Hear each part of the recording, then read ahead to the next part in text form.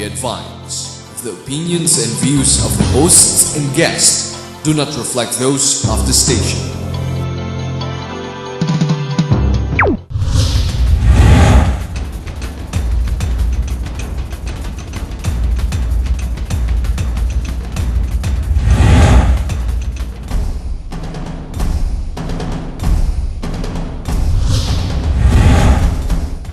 Hello, my name is Harry Tambuatco and welcome to our program. Let's see, Politics Today. And on politics, is this really the issue? Is this what's going on as our current event? That's exactly what we do in GNN. Bring to you some type of analysis of all the news that seem to hit the front pages, so to speak. Let's look at the Supreme Court. It seems the Supreme Court again is at loggerheads, this time with the executive branch. Now the Supreme Court has been at loggerheads with the legislative branch as well. And now possibly even the general public. What do I mean by that? Things that you and I get to know because it's reported to us by broadcast media. Sometimes it's not necessarily correct because simply it is incomplete, taken out of context and whatsoever. Give an example. The Pope, he says something, declares something with the use of condoms, immediately is put in front of the headlines of the front pages, but it's taken out of context. No less than the person and his best friend, a German writer, brings that up to date. What you and I know may not necessarily be true because what is fed to you and what you think you know is not necessarily correct. That's what we will try to do in this program. Now, talking about the Supreme Court, okay. In today's, let's see, Inquirer, no less than Conrad de Coros, but let's see, is he biased? Is he not? Is he brother in government? Does that help? Does that not help? Does that generate some type of bias? You be the judge. He points out 5 different things when it comes to the Supreme Court. 1, let me put this out. Gutierrez still in office. Obviously, that's Congress versus the Supreme Court. That's Mercedes Gutierrez, the ombudsman. Number 2, Mariano del Castillo, no less than Supreme Court Judge Castillo, on plagiarism versus UP. And UP, of course, being held in contempt. That's the University of the Philippines. 4, the Ampatuan case, not to be televised. 5th, the declaration of it being unconstitutional, being the Truth Commission. Now, these are just one of the issues being brought up now. All the editorials today and most broadsheets talk about this. The other big issue in current event that's ongoing, which is very close to my heart, is this issue that's ongoing with the Nobel Prize in Oslo. I have another point of view based on what we've taken. Ako, simple lang yan eh. Let's be consistent. Kung isa lang ang tayo mo, be consistent with it. Hindi pwedeng sa ASEAN, human rights tayo, pagdating dito sa China, hindi, baliktad. Okay lang yan. I don't care whatever reasons this government has given out, but for me, when there's inconsistency, integrity goes out the window. And that's the key word we're going to talk about in this program. It's called integrity, and and who else would be best put forward as a resource person who's going to be having his own show this coming January. So sit back. We will tell you the new time schedules and the new programs coming on in January with no less than Attorney Alan Paguia. Hi, Attorney. Thank you very much for being on the show. Hi, Harry. Ikaw ang pinaka-best, ikaw ang suited dito sa mga topics ito pagdating sa Korte Suprema. No one can at least say na you're being biased because you were hurt by the Supreme Court yourself. So you speak without bias when it comes to the issues because, ladies and gentlemen, the position he will take is not because he has been a victim to the Supreme Court, but he will point out to you the role of the Supreme Court. And if you want to change it, which we talked about on TV before, is let's go back to Congress. Let's change our laws. Let's change it all. But if we have a set of laws, it's called the rule of law. Pakiusap, isang batas lang sa atin lahat, sundan natin. Hindi pwedeng paiba-iba kasi mas maayos to para sa akin. Let's go into the issues. Attorney, anong magandang gawin dito? How do we discuss the issue with the Supreme Court with public perception seeming to weigh against it because the president's popularity? Ito, let's go for the case. Isa-isahin natin yung mga kaso. Supreme Court versus Mercedes Gutierrez, the ombudsman. Bumangga sa Kongreso, ang Kongreso bumigay. Was that the right thing to do? The Supreme Court is entitled to its opinion. But the problem with this ombudsman case, with this particular ombudsman, Harry, and under the Civil Code, Article 3, ignorance of the law excuses no one. We have to be careful. Why? Because the law states, the Constitution states, the Ombudsman and his deputies shall serve for a term of 7 years without reappointment. That 7 is years, the law. okay. 7 years, meaning successive years. 1, 2, 3, Yes. up to 7. And, you know, in 1995, the Ombudsman was Añano Desierto. And he completed his 7-year term. So, Under 2002. the Constitution. Yes, 2002. Okay. He completed it. So, who was the next Ombudsman? Simeon Marcelo. Simeon He was Marcelo. appointed in 2002. And what is his 7-year term? 209 dapat. To 209. So he served for 3 years, and he resigned in 2005 after serving 3 years. Okay. So how many years were left of his 7-year term? 4. Who was appointed to continue the term? Merceditas Gutierrez. So, dapat 4 years yun. Yes, because that Hindi pwedeng bagong 7 years. cannot be, because you cannot dissipate the 7-year term of Marcelo, which is established by the Constitution. So, Merceditas Gutierrez coming in is only filling in the position that is left over of 4 years. He clearly filled it up. And she merely took over the term, the constitutional term of Marcelo. To say otherwise would be to render in shambles the structure established by the Supreme Court. 7 years Desierto, 7 years Marcelo. Attorney, how is she getting away with it? Because Pinoy is recognizing it. All that needs to be done, Harry, is for the president to say that, wait a minute, your term had expired because you merely assumed or continued the term of your predecessor, Simeon Marcelo. And he left only 4 years out of his 7-year constitutional term. Therefore, your term ended 2009. Those not allied, those opposed to the president, mga tutol sa presidente and tutol kay Merceditas Gutierrez, don't they know any better? Are they ignorant of this position? That is the point. That's what we're saying in law schools. That ignorance of the law excuses no one. Not the president, not anybody. Not even us, Harry. And what is the law? The ombudsman and his deputy shall serve for a term of 7 years without reappointment. So nagkakandara pa lahat tayo, yung pala technically kaya naman tanggalin siya. Hindi na kailangan i-impeach. Tapos na yung term niya, 209. Yes, that's why the impeachment should have been dismissed. Why?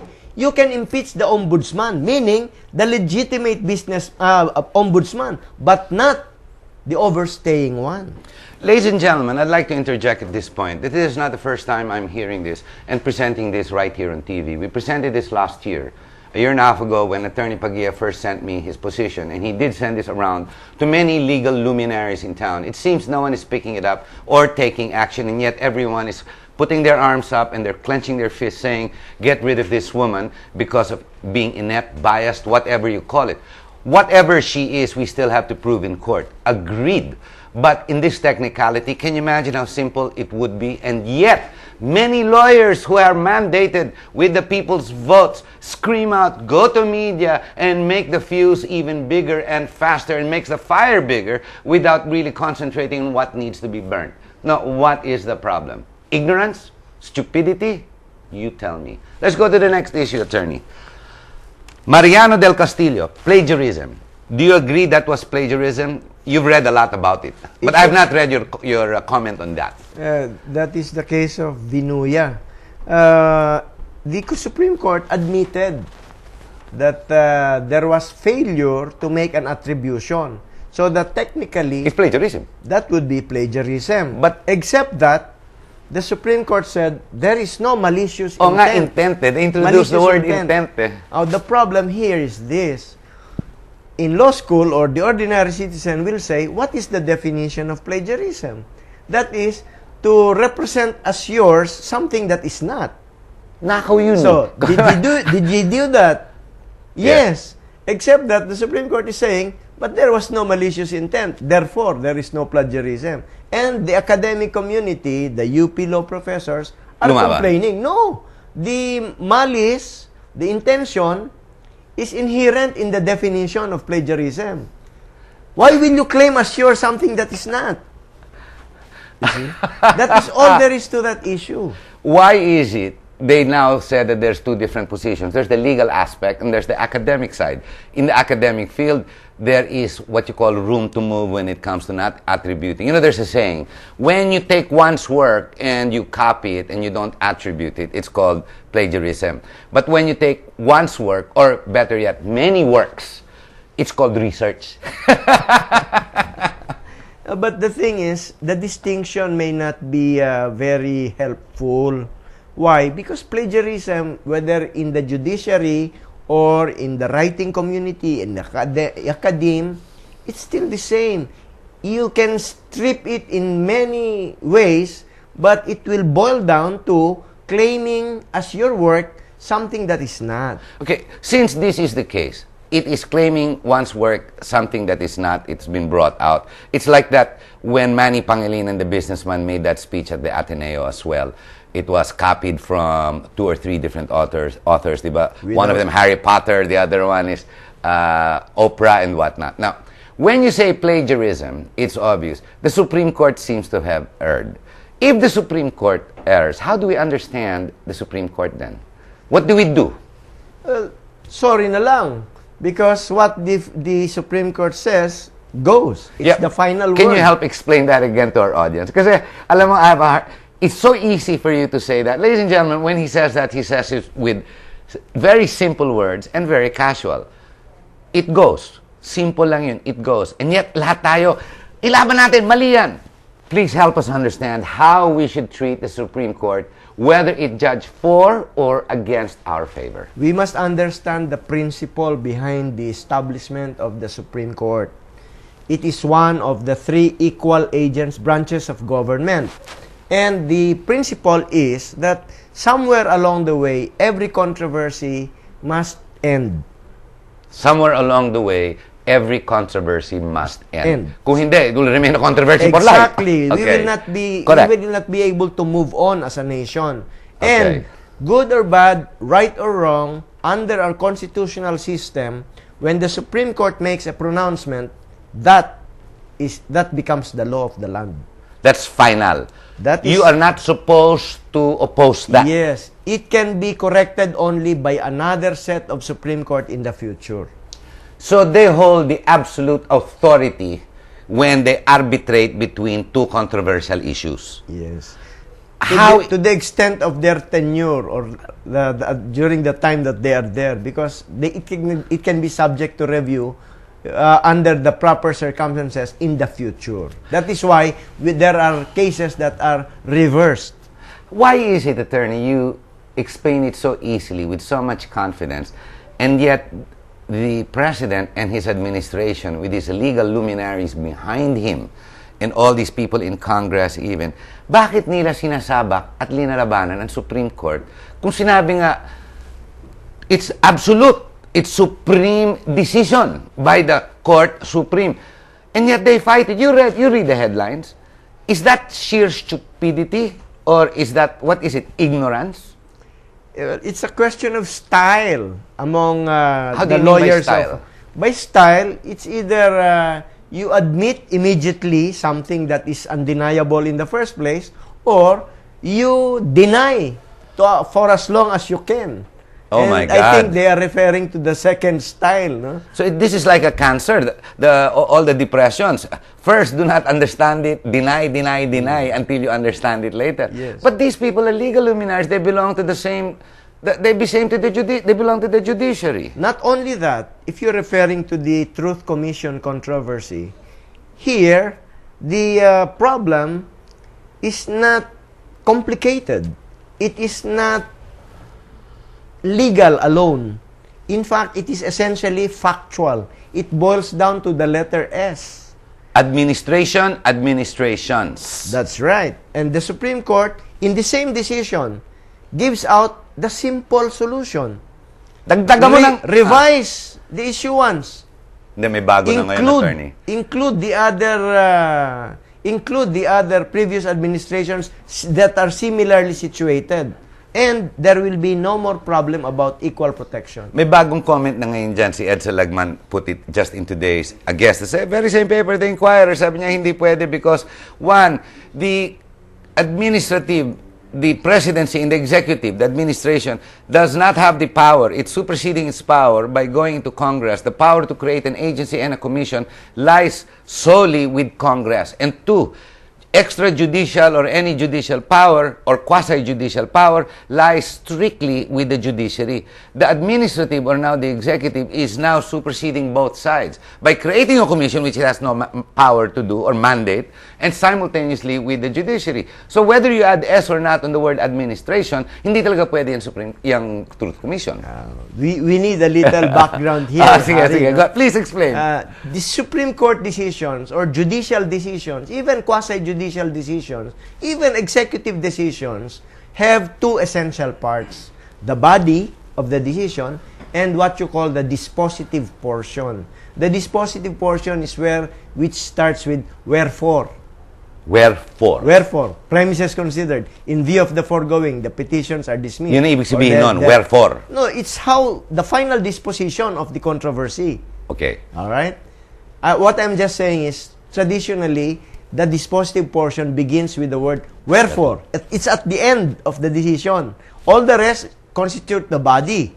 But in legal writing, we distinguish the dispositive portion because as to why? No, the body explains the facts, The decision. explains the issues, and explains the arguments. Okay, that's the body. And the disposition is in The disposition kaya as nga wherefore. dispositive portion, yes. Disposition, okay. Yung sinasabi ni Congressman Lagman, with all due respect, should have a review of legal writing principles. Now, Abogado po yun, ha? Oh, I know. The dispositive portion is very important. In this particular case of Biraugo versus PTC and Lagman versus Executive Secretary, consolidated cases, the dispositive portion of the decision is very, very important. It reads, wherefore, the petitions are granted. Period. And then it says, Executive Order Number 1 is hereby declared unconstitutional insofar as it is violative of the Equal Protection Clause of the Constitution. Period. Yung kasunod na sentence, yung cease and desist from implementing it, never mind that. But the important thing is, it is declared unconstitutional insofar as it is violative of the Equal Protection Clause in the Constitution. Now, what is the significance? Ordinarily, wherefore, the petitions are granted, period, Executive Order Number 1 is hereby declared unconstitutional. Period. So that the wherefore will incorporate the body. The arguments in the body.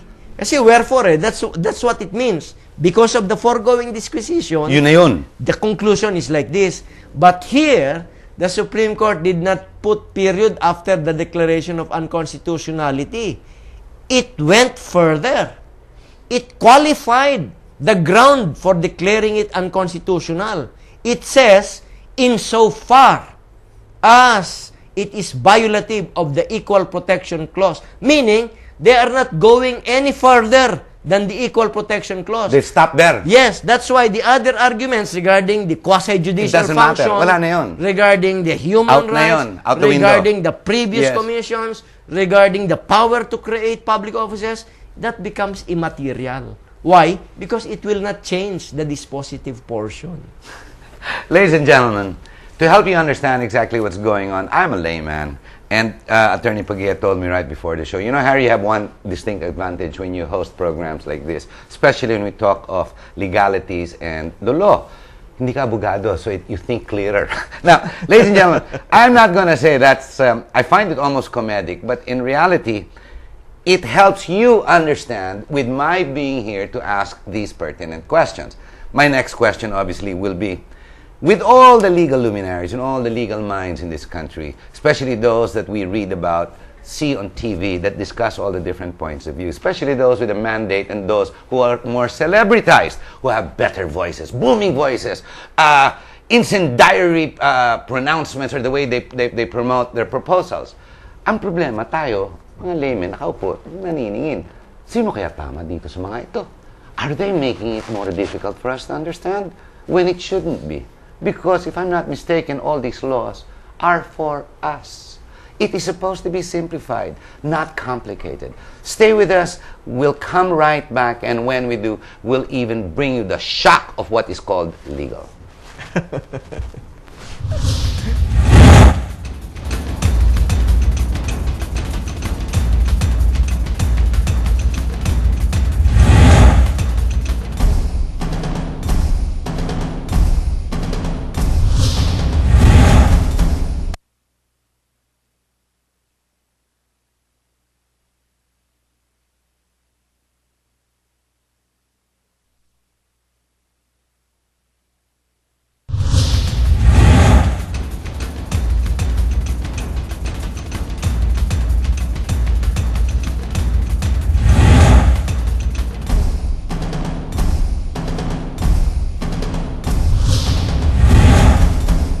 Simple.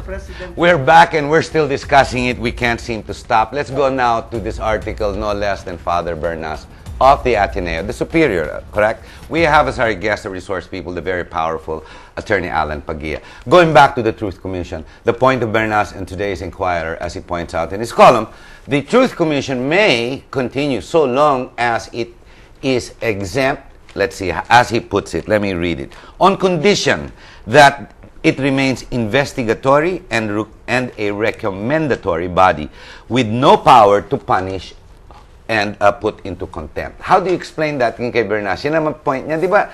No less than sinabi na nga ng Supreme Court, I'm sure Father Bernas understand. Korte Suprema, Korte Absolute. Pag nag-arbitrate na at naghusga na ang Supreme Court, that's final. Why is he now adding to it?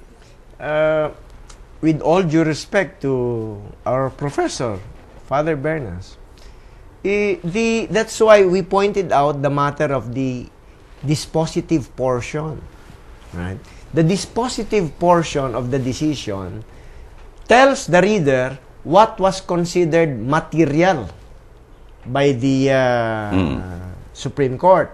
So whatever reason it puts into the dispositive portion eliminates all the others as immaterial. Because whatever so way... it cannot be an argument, in other words. Yes, Hindi na pwede. It will not be doctrinal.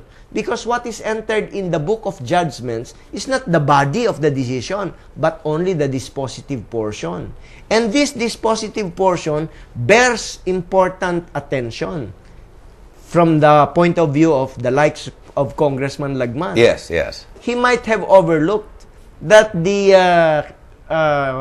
dispositive portion does not stop with the declaration of unconstitutionality.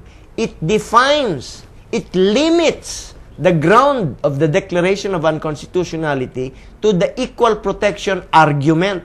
Therefore, all the other arguments were disregarded by the Supreme Court. No consensus about it. That is why the others who believed that there were other arguments that should have been included made separate concurring opinions, which are not decisions of the court, but merely individual opinions of the individual justices. In the same manner that the 3 or 4 dissenting opinions are mere individual opinions of the individual justices, but not a decision of the court. There is only one decision of the court, and the court has said, no, it is unconstitutional insofar as it violates the Equal Protection Clause. Period. All the other grounds, I don't care. I don't know about that. Bakit sinabi ni Chief Justice na basahin nyo maigi yung mga posisyon ng lahat? Because 10-5 yan. Basahin nyo maigi, tsaka basahin nyo yung promulgation, yung buo. Is that what he's saying? Is that what he means? Perhaps it is possible that that is what he means, and that he probably also means that the other arguments were entertained by at least 5 or 6 individual justices. But that doesn't count insofar as jurisprudence is concerned, because what is considered in en banc cases, which are heard by 15 magistrates, yes, 15 is any agreement having 8 concurrences. 6 lang yun eh, yung including other grounds. Pero 10 10 eh. agreed, equal Majority protection. kagad eh. Ang ground for unconstitutionality is only the equal protection argument. That is doctrinal. Hindi ba naintindihan ng mga ibang abogado, straight out and simple the way it's presented, parang sila tuloy ang publiko na ko-confuse. Exactly. Because when what can be said in one sentence is said in 10, there will be confusion. That's exactly what's happening. On behalf of UP, where do you stand? They're being cited for contempt. Tama ba ginawa ng UP? I know you're not from UP. Which You're one? on the Which Ateneo. On the plagiarism issue, yung binanatan sila ng Supreme Court when they were asked. The UP, Lumaban sila, no? Obviously, lumaban. Yes. In fact, she submitted her resignation. Yung nga lang, hindi irrevocable, no? Which one? Yung ano ng UP, the Dean of UP. the law Marvick school. Leonen. Marvick Leonen. Because of the countercharge. Yes, the countercharge. Of plagiarism. But that's not material. What is material is, was there plagiarism? And the fact of plagiarism, the claiming of an intellectual work without proper attribution is admitted by the court. What they're only saying is, dahil wala namang malicious intent, then there is no cause to discipline the justice. Si Mariano, they want him to step down, di ba? Yes. And now, doon sila tinira yes, on the second part. And now, the UP law professors are saying, malicious intent is Not- inherent in the definition in the of plagiarism. It's inherent. Which is It's part of it. It's another story. It's another story, but this is the thing. You were asking, what is my take on On your take action. on the action of the UP There is something professors. wrong, because plagiarism is a question of honesty or a question of dishonesty. Were they correct? They were correct partially, but I cannot agree with their Position. demand. To take him Their down. demand is for one justice, the ponente, Yes. to resign Correct. because of dishonesty, Correct. plagiarism. Integrity. The problem is that honest? Because if it is true that there was plagiarism as contended by the UP law professors, Which is accepted by the Supreme Court. why require only the ponente? The ponente merely writes down the consensus of the whole. And the Lahat fifth, sila damay. all of them signed it. So why are you demanding the resignation of only one? Is that honest? So if you are going to question, yes, because my they God. signed it. They Oh my signed God. it. Because the ponente is not the author. He merely writes the consensus, because these decisions are arrived at after proper deliberations, and it is assigned to somebody who participated actively in the deliberations Oh my to write God. down not his personal opinion but the The opinion collegiate body. of the court. The That court. is why the question is, why is UP Law asking only for the resignation if they really believe plagiarism was committed? Lahat. Is it honest to require only the ponente who only did this job to be the only one to resign? If it's really a question of honesty. Where do and you think it is dishonesty? going now? Do you think that's going to end? Do you think this is it? Tapos na yan? Tutuloy-tuloy pa yan? Mukhang mainit ang Korte Suprema dyan, ha? It is Sensitive, eh. It is all right because it's normal in a democratic society. It is normal where there are many brilliant lawyers. It is normal that disagreements will happen. What is important is that we abide by the rule of law, as you said earlier. There's nothing wrong. It's not a question of proving you wrong or proving the other right. It's not a question of one making mistake, because there is nothing wrong with making mistake. It's a matter of fact. It's a matter of nature that everybody commits mistake. The important thing is, when you are shown to have committed mistake, be honest to admit it, and get on with it. Get on with your life. Get on with the business of governance. Yeah, but the basic rule and the values that we're supposed to be growing up with, the Christian values, when there is redemption, there has to be retribution. Kung walang retribution, you cannot go, hey, Jesus, God, Lord, please forgive me. I forgive you. Hindi naman pwedeng ganun eh. Change. Hindi pwedeng magnanakaw ako, forgive me. Pag binigyan mo na ako ng forgiveness, magnanakaw uli ako. There is no redemption. First redemption, tumigil ka, magbago ka, and you will be forgiven. But in this case, there is no redemption. How can there be redemption if there is no retribution? That is right. You can't go forward. Supreme Court, yun ang tingin ko naman nababasa ko sa mga UP, who stand on behalf of many colleges except for LaSalle. Let's see, the LaSalle College of Law, although very new, ang position nila was the handbook. But it's very difficult to explain. If you think the Supreme Court committed dishonesty in the Vinuya case, then why only... Just the plagiarism. Why pick on... not the merits of that specific case. Why pick on the ponente only? Dapat lahat sila. Dapat lahat. And that is where the people cannot... are rendered confused.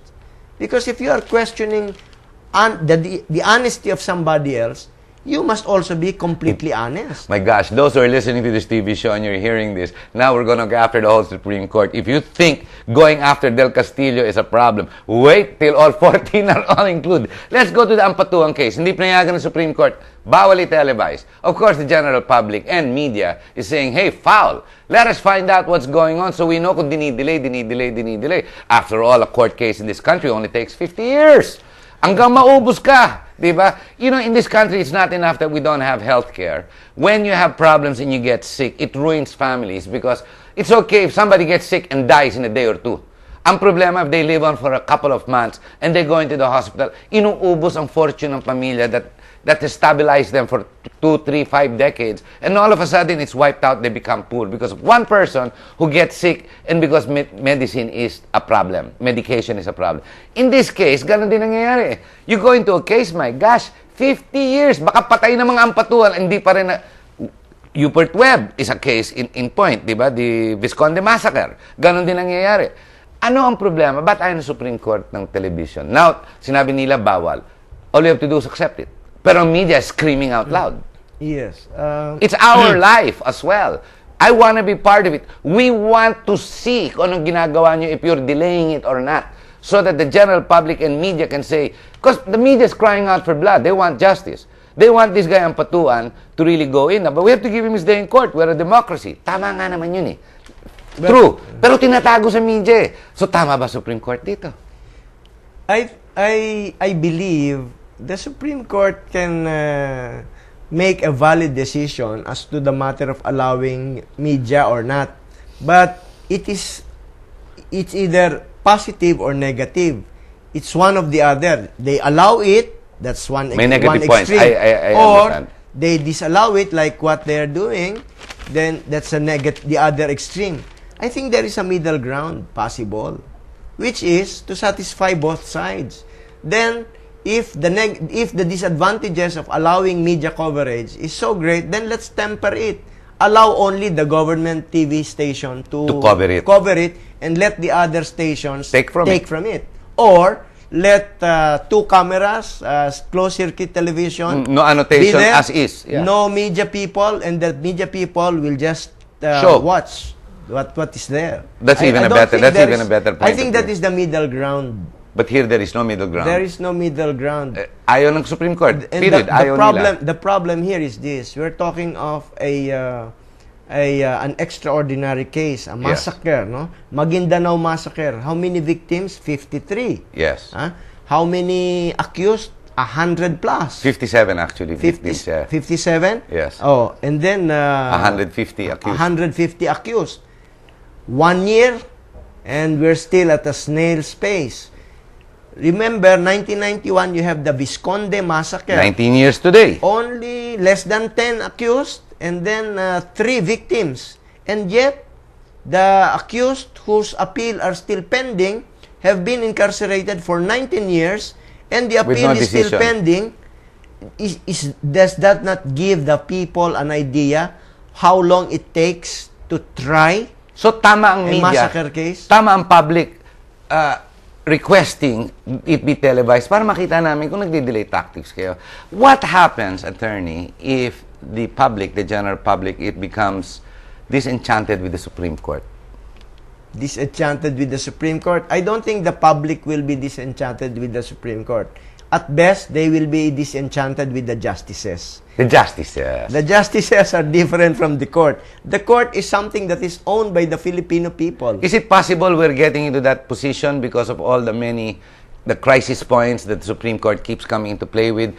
and or Pinoy challenging the Supreme Court. It's two ways to look at it, di ba? Yes. It's either Pinoy challenging them or the Supreme Court challenging the executive. Yes, but to be very clinical about it, and there is no room for bias here, because this is our government. The people own this government. The judiciary, the executive, and the legislature. That's true. It's the people who own it. Yes. Therefore, our attitude should be not to put down the institutions, but to egg them to do their best, and then insist on the public accountability of the individual officers or officials involved. You know, the Maguindanao massacre, the reason why it is going at a snail's pace is because the government, the prosecutors, appear to have resorted only to the judicial remedy of filing a criminal case. And that really takes long. Take, for instance, the Visconde massacre case. 19 years, still on appeal. So, they have already taken 1 year. But is the criminal case the only remedy available to the government? No. In law, there are 4 kinds of legal proceedings. Actually, 2, judicial and administrative. Okay. Judicial is divided into criminal, civil, and special proceedings. Judicial yon. Yes, and Criminal and civil. The important thing here to remember is the quantum of evidence required to render a valid decision. In a criminal case, because you stand to be deprived of your life, liberty and property, yes. The law requires the highest quantum of evidence. There must be no reasonable doubt. Yeah, no reasonable doubt. So, proof beyond reasonable doubt. Proof beyond reasonable doubt. But in civil cases, you only lose property. You do not lose life. You do not lose property liberty. Lang. Property lang. So, you only have a lower quantum of evidence, which is the preponderance of evidence. Paramihan lang yung dalawang parties. Kung sino mas marami. Property lang eh. But, when it comes to administrative cases, what is at stake is not life. It's not liberty.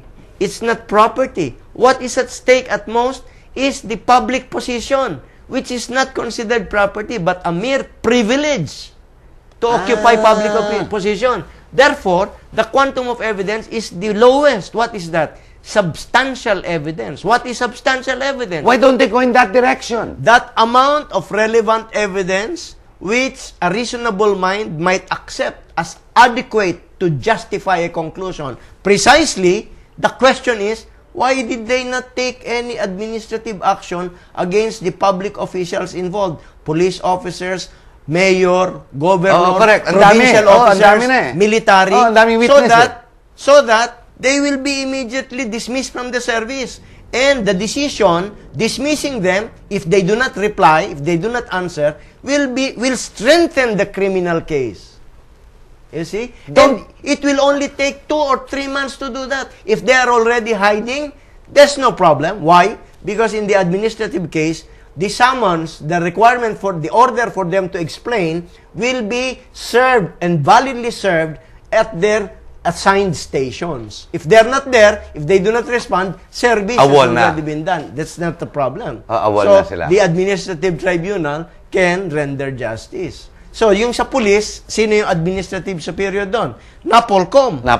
DILG. Sila ngayon nahahabol dapat. Yung mayor at saka governor, DILG. Yung military, PNP. JAGO. Jago. Yung Judge Advocate General. Jago. Or the Ombudsman. The Ombudsman. But is the Ombudsman making any investigation? Wala. None. So the question is why? Now, the high-powered, the high-caliber long arms discovered in the compound controlled by the Ampatuans and the 10,000 bullets, which DND. the container of which was nakalagay DND Armory. Where is the statement or explanation of the DND spokesman? Why is there no explanation to the Filipino people? And that could have shed light, and that would have been a very substantial quantum of evidence measure of justice in favor of the victims, the families. Huh? Is there collusion, is there conspiracy in this case, the way you presented it, the simplification of going towards administrative? That would be charging people without giving them an opportunity to explain. Let us just say, let us just stick to the fact. What we are just saying is, there is a glaring omission on the part of the administrative agencies concerned. Okay. At this point, we've got 5 minutes, and I would like Attorney Paguia to once again, because we have to wrap up, and I feel I need a summary of sorts. Maybe Alan can explain to us, Attorney Paguia can explain to us exactly how we need to understand our Court Supreme. Now, if you want to change the rule of law, we go to Congress. Since we have what we call rules in the law that we abide with, because after all, we don't want tyranny, we don't want chaos, we want civility. And to have that, you have to have rule of law. So we follow that sequence. The values are, of course, democracy, liberty, freedoms. Yan. Those are the moral fiber, the values that we have to live by. But the rule of law, once instituted, once put into the Constitution, we have to follow, we have to respect. Attorney, help us understand in a couple of minutes a summary on how we should accept the Supreme Court, its rulings, regardless of its perceptions in media or because of the stupidity, ignorance, or incompetence of media in the presentation of true facts, because we have a hard time understanding really the rule of law and the Supreme Court. The rule of law in our country begins with the Constitution, which is the highest and the fundamental law of the land. The problem is, not too many people, not enough number of people seem to be reading and studying the material provisions before they make pronouncements. But the point is, we already have a structure. This is the legacy of our ancestor Katipuneros, that we already have a government owned by the Filipino people, not by the foreigners. So, let us keep it that way. The government is already structured in our Constitution. You have the lawmaking body, you have the law enforcement body, and you have the judiciary that explains seeming controversies in the law. Now, we say that the rule of law simply means nobody is above the law. Therefore, not even the government is above the law. And not even the people are above the law. If they do not want the law, if they do not like the law, the remedy is not to violate it, but to change the law. The problem is, some people are too impatient to go through the process of the law. But nonetheless, for as long as that is the law, it may be harsh to some, but that is the law. Dura lex sed lex. Now we say that we are a sovereign people. So be it. You say that we are Republican and we are a democratic government. Now, what is a democratic government? Simple. A government of the people, by the people, and for the people. So we must ask ourselves, our countrymen must ask themselves, is our government still owned by the Filipino people? Is it run by true representatives of the Filipino people? And is the government acting and serving for the benefit of the Filipino people or for the minority only? Those are the considerations. But we should not quarrel with each other. Why? Because in the end, we need each other to unify and get on forward with our country, not for our sake, not for the sake of this generation, but for the sake of the coming generations. Ladies and gentlemen, there you go. This is what we call explosive programs and hosts with the integrity that bring to you the issues to help you analyze. Here at GNN, watch and wait for Alan Paguia in his new program this January. I have had the opportunity to bring him on, and I too will be waiting anxiously in the sideline to tune in right when he goes on. Soon you'll find out, because we'll be putting on some merch plugs to help you identify exactly the new programming coming January. Ladies and gentlemen, there you are. You've got the analysis, you've got the information. Now what are you going to do with it? Thank you very much. My name's Harry Tambuatco. Stay with us here on Politics Today on GNN. Thank you very much, Atty.